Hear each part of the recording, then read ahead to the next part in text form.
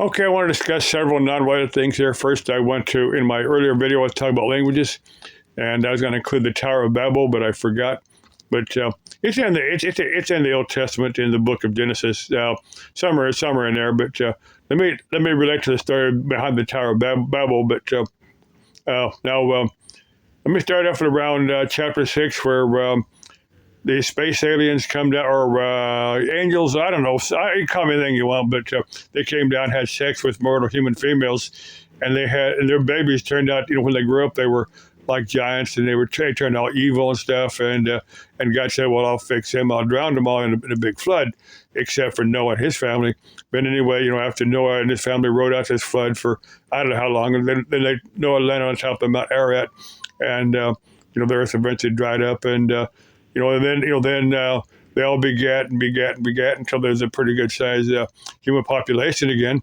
And they said, well, we're going to build this big observatory of some type, or I don't know quite what they've got to do with it. But God said, well, I can't have that. I'm going to strike them all down. And what he did, besides striking the observatory down, he made them all speak different languages, because so they couldn't understand each other. That's just started in the Bible. But another story was that they was going to build this observatory in ancient times, but they couldn't agree upon what what common language they were going to speak. Like if the EU were going to say, well, do we speak English? Do we speak French or German, or whatever.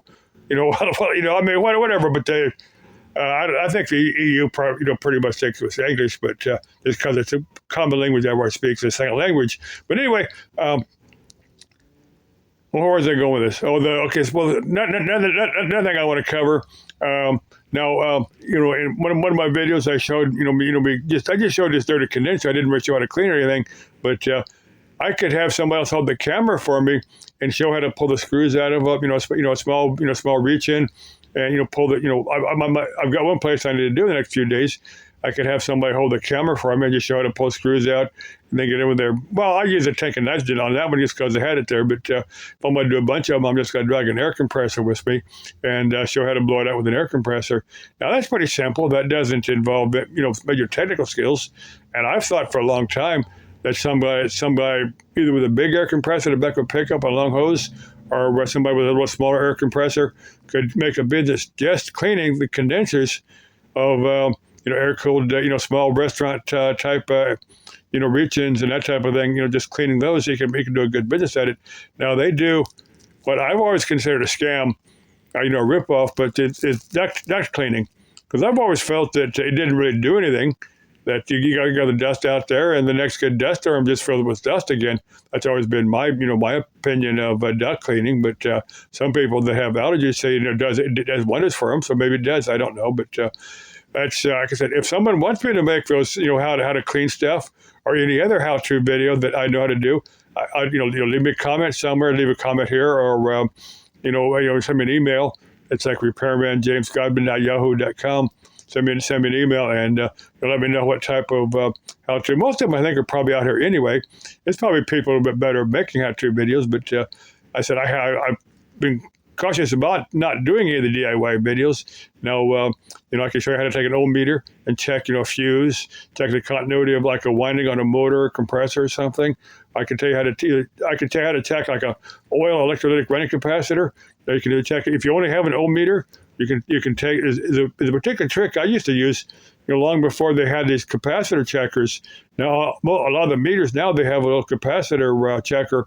You can actually hook up to capacitor. I could tell you the number of microfarads on a capacitor, but those weren't around when I was a kid. So there's a method of checking a capacitor with an ohm meter. It doesn't give you the value of the capacitor, but it will let you know if there's if there's some type of capacitor there. You just it's a meter in one direction, then flip it over.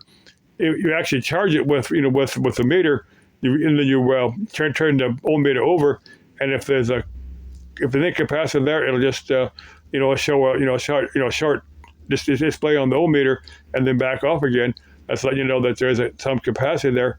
Now I can show you how to do that with just an ordinary ohm meter. It actually works better on an analog meter than a digital one, but a digital one will work. But I go back to analog meters. I go back when I go back to many years, before digital meters were common. But another related thing I want to ask.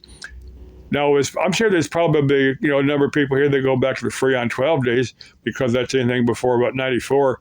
A lot of the automotive, refrigerators, and a lot of medium temperature stuff was all Freon 12. But does anybody here go back to the sulfur dioxide days? Now, when I was a kid, there was still a bunch of, the old refrigerators that used sulfur dioxide. There's still a bunch of them around. They weren't used much. They were pretty much, pretty much had been replaced. But my father had a bunch of, they're all gone now. They've all been junked over time. But they were, like I said, sulfur dioxide was banned as a refrigerant back in the late 50s, early 60s. But there was still a handful of equipment around. I remember one. I was talking, when I was a kid, I went with my dad to one of the wholesale supply places, and I just told this guy, and he said, I told him about sulfur dioxide, and the guy said, well, look, if you got a lot of money, I've still got a couple cylinders we've set aside here, and if you want some, I'll sell it to you. He didn't give me a price, but they had, I'm sure he eventually got rid of them one way or another. Somebody probably went in and said, well, I'll buy them from you, or maybe he just willed them to his family or something. I don't know, but they could be sitting in somebody's garage somewhere as we speak now. I don't know, but does anybody here remember the days of when we used sulfur dioxide in refrigerators? Okay, love you. Bye-bye.